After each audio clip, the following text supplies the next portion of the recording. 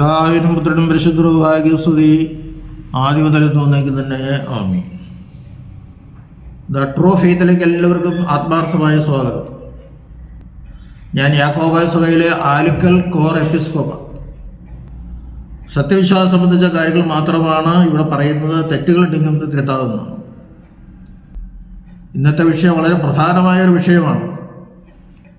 അത് മനസ്സിലാക്കാൻ അല്പം ബുദ്ധിമുട്ടുമുണ്ട്. എങ്കിലും അതിൽ തെറ്റുകളുണ്ടോ എന്ന് നമ്മൾ പ്രത്യേകം ശ്രദ്ധിക്കണം. എൻ്റെ ഒരു സംശയം അറിയാം. പുത്രൻ തമ്പുരാൻ വിശുദ്ധ തൃത്വത്തിൽ ഏകനാണോ? ഇത് പറയാൻ കാരണം നമ്മുടെ പാപ്പാക്കുട നമസ്കാരത്തില് ഇപ്പോൾ അച്ചടിച്ചിരിക്കുന്ന പുസ്തകങ്ങളിൽ മോർ സേവേറിയസ് പത്രാരിക്കീസിന്റെ മാനീസോയിൽ പറഞ്ഞിരിക്കുന്നത്, അതിൻ്റെ അവസാന ഖണ്ഡികയിൽ തൻ്റെ മരണത്താൽ ഞങ്ങളുടെ മരണത്തെ ചവിട്ടിക്കുന്നവനും വിശുദ്ധ തൃത്വത്തിൽ ഏകനും തൻ്റെ പിതാവിനോട് ജീവനുള്ള വിശുദ്ധ ഗുഹായോട് കൂടെ വന്നുപോലെ വന്ദിക്കപ്പെട്ട് സ്തുതിക്കപ്പെടുന്നവനുമായ വിശുദ്ധ തൃത്വത്തിൽ ഏകൻ. അത് പല പ്രാവശ്യം വായിച്ചപ്പോഴെനിക്കത് ശരിയാണോ എന്ന് സംശയമായി. പ്രിയമുള്ളവരെ, വിശുദ്ധ തൃത്വത്തിൽ ഏകൻ എന്ന് പറയുമ്പോൾ അത് പിതാവിനെ മാത്രമാണ് ഉദ്ദേശിക്കുന്നത്. ഞാൻ മനസ്സിലാക്കിയിരിക്കുന്നു. ഇതിനു മുമ്പ് പ്രിന്റ് ചെയ്ത പുസ്തകങ്ങളിൽ പിതാക്കന്മാർ എഴുതി വെച്ചിരിക്കുന്നത് വിശുദ്ധ തൃത്വത്തിൽ ഒരുവൻ എന്നാണ്. അതെന്തിനാ മാറ്റിയതെന്ന് ചോദിക്കണം. അതുപോലെ തന്നെ 9-ാം മണി നേരത്തെ പ്രാർത്ഥനയിലും അവിടെയും വിശുദ്ധ തൃത്വത്തിൽ ഒരുവനെന്നാ വേണ്ടത്. അതിനാ പ്രാർത്ഥന തന്നെ ആകെ മാറ്റിയേക്കാണ്. 9-ാം മണി നേരത്തെ കോലോയുടെ 2-ാമത്തെ ഖണ്ഡിക, തിരുവുള്ളത്താൽ 3 ദിവസം കബറിൽ പാർത്ഥവനായി തൃത്വത്തിൽ ഒരുവനായുള്ളവനെ നിന്റെ വിലയേറിയ രക്തത്താൽ എന്നുള്ളത് തിരുവുള്ളത്താൽ 3 ദിവസം കബറിൽ ആയിരുന്ന ജീവനുള്ള പുത്ര എന്ന് മാറ്റിയേക്കാണ്. നിന്റെ വിലയേറിയ രക്തത്താൽ. എന്തിനാണ് മാറ്റിയത്? ആര് പറഞ്ഞാൽ മാറ്റിയത്? ഇന്ന ആള് പറഞ്ഞ് മാറ്റിയാൽ ഇന്ന സുന്നോദോസം തീരുമാനിച്ചെന്ന് പറഞ്ഞാൽ എനിക്കൊരു വിരോധമില്ല. അല്ലെങ്കിൽ ഈ പുസ്തകം അച്ചടിച്ചവർ അതിൻ്റെ ഉത്തരം പറയണം, എവിടെ നിന്ന് ഇത് കിട്ടിയെന്നുള്ളത്. ഏത് പിതാവോ ഏത് തിരുമേനി പറയുന്നു പറഞ്ഞാൽ മതി. കാരണം ഇതിനു മുമ്പുള്ള പുസ്തകത്തിൽ, പഴയ പുസ്തകങ്ങളിലൊക്കെ പിതാക്കന്മാരെല്ലാം എഴുതി വെച്ച് തൃത്വത്തിൽ ഒരുവനാണ് പുത്രൻ താൻ. പരിശുദ്ധ റൂഹ തൃത്വത്തിൽ ഒരുവനാണ്, പുത്രൻ തൃത്വത്തിൽ ഒരുവനാണ്, പിതാവ് തൃത്വത്തിൽ ഏകനാണ്. ഒരുവനാണ് അത് വേറെ കാര്യം. പക്ഷെ ഏകൻ എന്ന് പിതാവിന് മാത്രമേ പറയാം. കാരണം പിതാവിനെ ജനിക്കുന്നവനാണ് പുത്രൻ, ജനിച്ചവനാണ് പുത്രൻ, പിതാവിൻ്റെ വചനമാണ് പുത്രൻ, പിതാവിൻ്റെ വാക്കാണ് പുത്രൻ.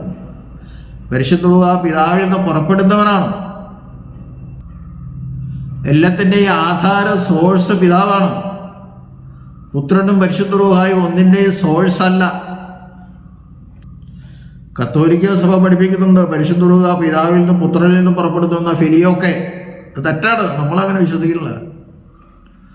ഞാനതിനെപ്പറ്റി വീഡിയോ ഇട്ടിരുന്നു. അങ്ങനെ വിശ്വസിച്ചാൽ പുത്രൻ വേറൊരു ദൈവമാണെന്ന് സമ്മതിക്കേണ്ടി വരും. പുത്രൻ പരിശുദ്ധ റൂഹ പുറപ്പെടുന്നതിന് ആധാരമാണ്. അപ്പൊ പിതാവ് പോലെ തന്നെ പുത്രൻ ആളത്വത്തിലും ദൈവത്വത്തിലും ഒരുപോലെ വരുമ്പോൾ 2 ദൈവങ്ങളാണ്. നമ്മളിങ്ങനെ പറയുമ്പോൾ പിതാവ് ഏകനാണ്, അത് പറയാം, അതിനുള്ളൂല്ല. തൃത്വത്തിൽ ഏകനാണ്, തൃത്വത്തിൽ പുത്രൻ ഏകനാണ്, തൃത്വത്തിൽ പരിശുദ്ധ റൂഹ ഏകനാണെന്ന് പറയുമ്പോൾ 3 ദൈവമുണ്ട്. അത് സമ്മതിക്കേണ്ട തരവില്ല. സത്യത്തിൽ അങ്ങനെയില്ല. തൃത്വത്തിൽ ഏകനല്ല പുത്രൻ. പുത്രനിൽ നിന്ന് പിതാവ് പുറപ്പെടുന്നില്ല. അല്ലെങ്കിൽ പുത്രന്റെ മകനല്ല പിതാവ്. പുത്രനിൽ നിന്ന് പരിശുദ്ധ റൂഹ പുറപ്പെടുന്നില്ല. അങ്ങനെ ഏകനെന്ന് പറയാൻ പറ്റുള്ളൂ. മാനീസോയിൽ തൃത്വയുക എന്ന് പറയുന്നുണ്ട്, തൃത്വത്തിൽ ഏകനെന്ന് പറയുന്നുണ്ട്. അവിടെ ആ പിതാവ് ഉദ്ദേശിച്ച് ഒരുവരെന്നാണ് അർത്ഥം. അതുകൊണ്ടാണ് അങ്ങനെ പറഞ്ഞിരിക്കുന്നത്. ട്രാൻസ്ലേറ്റ് ചെയ്യുമ്പോൾ നമ്മളത് മനസ്സിലാക്കി ട്രാൻസ്ലേറ്റ് ചെയ്യണം. മലങ്കര കത്തോലിക്ക സഭ നമ്മുടെ സഭയിൽ നിന്ന് പോയതാ. അവർ വിശുദ്ധ കുർബാനയിലെ ഈ മാനീസോ ഗദ്യരൂപത്തിലെ ചെല്ലുന്ന ശ്രദ്ധിച്ചു നോക്കുക. തൃത്വത്തിൽ ഒരുവനും പരിശുദ്ധ പുത്രനിൽ നിന്നും കൂടി പുറപ്പെടുന്നു എന്ന് പറയുന്നവർ പറയുന്ന തൃത്വത്തിൽ ഒരുവരെന്ന ഏകരെന്ന് പറയണില്ല. അപ്പൊ നമ്മളാ പറയുന്നത് വലിയ ദുരുപദേശമായിട്ടെന്ന് എനിക്ക് തോന്നുന്നത്. തെറ്റ് തിരുത്താൻ ഞാൻ തയ്യാറാണ്, പക്ഷെ അത് ബന്ധപ്പെട്ട അധികാരികളിൽ നിന്ന് അത് വരണത്, അല്ലെങ്കിൽ നമുക്ക് ദോഷമാണ്.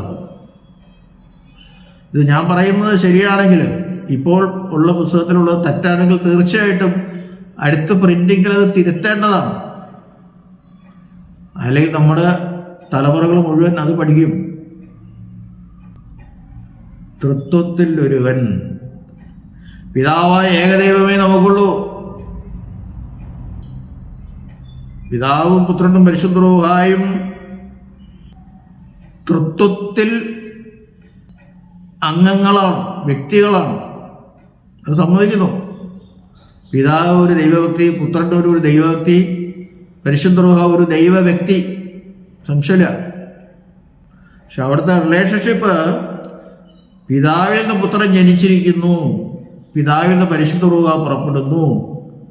അപ്പോൾ തൃത്വത്തിൽ ഏകൻ പിതാവ് മാത്രമാണ്. വേറെ ഏതെങ്കിലും പുസ്തകത്തിൽ തൃത്വത്തിൽ ഏകൻ എന്ന് പുത്രനെ പറ്റി പറയുന്നുണ്ടോ എന്ന് ഞാൻ പല പ്രാവശ്യം നോക്കിയിട്ട് എനിക്ക് കിട്ടിയിട്ടില്ല. ആർക്കെങ്കിലും കിട്ടിയിട്ടുണ്ടെങ്കിൽ അത് എന്നോട് പറയാം, എനിക്കത് മനസ്സിലാവും. തൃത്വത്തിൽ ഏകൻ എന്ന് പുത്രനെ പറ്റി വേറെ എവിടെയെങ്കിലും പറയുന്നുണ്ടോ എങ്കിൽ ഈ പറയുന്നത് ശരിയാണ്. ഈ പുസ്തകത്തിൽ ഇപ്പോൾ അച്ചടിച്ചിരിക്കുന്നത് ശരിയാണ്. ആരുടെ ഉപദേശം അനുസരിച്ചാണ് ഇത് മാറ്റിയതെന്നും എനിക്കറിയില്ല. പ്രിന്റ് ചെയ്തവർ എങ്ങനെ മാറ്റിയെന്നും അറിയില്ല. പ്രിന്റ് ചെയ്യുന്ന നമ്മുടെ പുത്തുക്കുരിശിലെ നമ്മുടെ MD ബുക്ക് സ്റ്റാളിലാണല്ലോ. അവിടെ നിന്നാണോ മാറ്റം വന്നത്? ഞാനവർ കുറ്റം പറയുന്നതല്ല കേട്ടോ. അവിടെ നിന്നാണോ മാറ്റം, എവിടെ നിന്നാണോ മാറ്റം വന്നതെന്ന് അറിയില്ല. ഞാൻ പഴയ പുസ്തകങ്ങളൊക്കെ നോക്കിയപ്പോഴവിടെ തൃത്വത്തിൽ ഒരുവനും. ഒന്നുകൂടി പറയുന്നു, തൃത്വത്തിൽ ഏകനെന്ന് പിതാവിന് മാത്രമേ പറയാൻ സാധിക്കുകയുള്ളൂ. കാരണം എല്ലാത്തിൻ്റെയും സോഴ്സ് പിതാവാണ്. പിതാവാണ് സ്വയമേ ഉണ്ടായത്.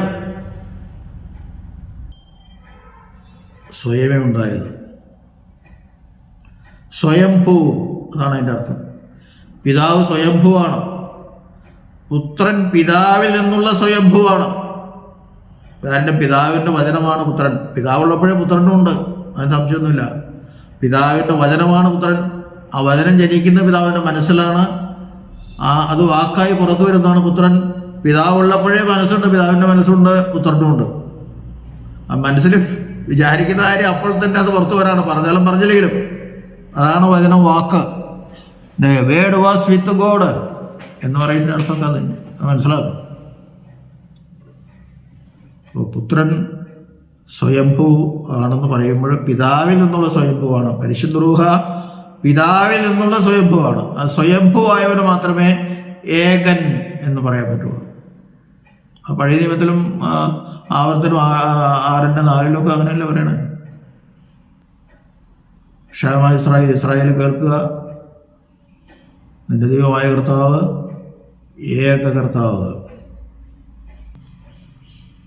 പുതിയ നിയമത്തിൽ അങ്ങനെയാണ് പറയുന്നത്. പിതാവായ ഏകദൈവമേ നമുക്കുള്ളൂ.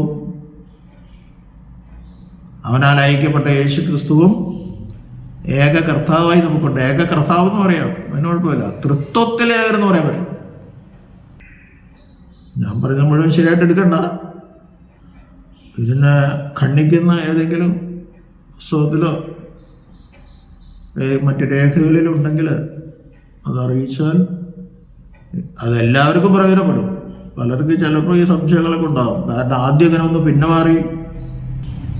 മാറിയൊക്കെ വരുമ്പോൾ സംശയങ്ങളാണ്.